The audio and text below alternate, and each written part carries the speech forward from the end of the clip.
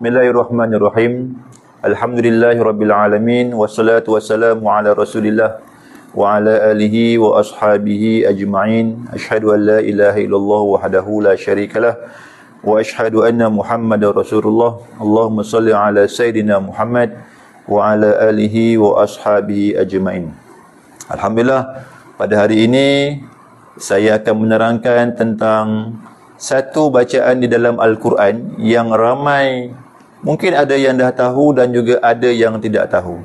Jadi bagi mereka yang tidak tahu, bila anda melihat video ini, diharap para pelajar dapat membaca ayat tersebut dengan betul.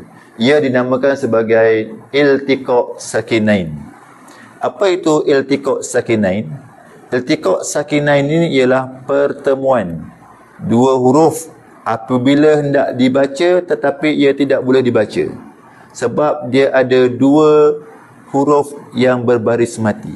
Sebagai contoh, saya ambil ayat yang pertama ini.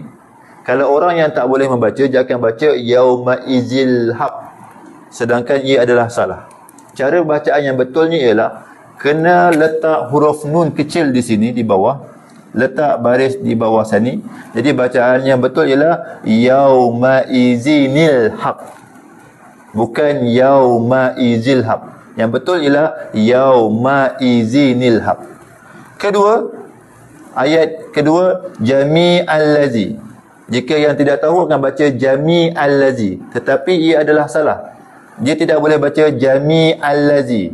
Ia perlu dibaca letak huruf nun kecil di bawah, kemudian baris bawah satu.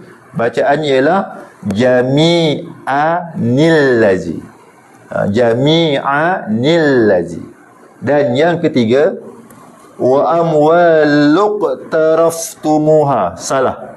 Tidak boleh tanwin ini dengan huruf qa berbaris mati, tidak boleh.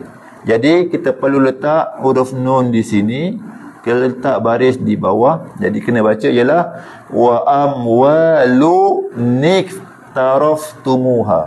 Wa amwalu niktaraftumuha. Jadi tak perlu baca tanwin, cukup baca baris di hadapan. Ini adalah dinamakan iltiqa' sakinain. Okey, moga-moga ilmu pada hari ini bermanfaat untuk para pelajar. Teruskan membaca Al-Quran. InsyaAllah kita akan berjumpa lagi. Assalamualaikum warahmatullahi taala wabarakatuh.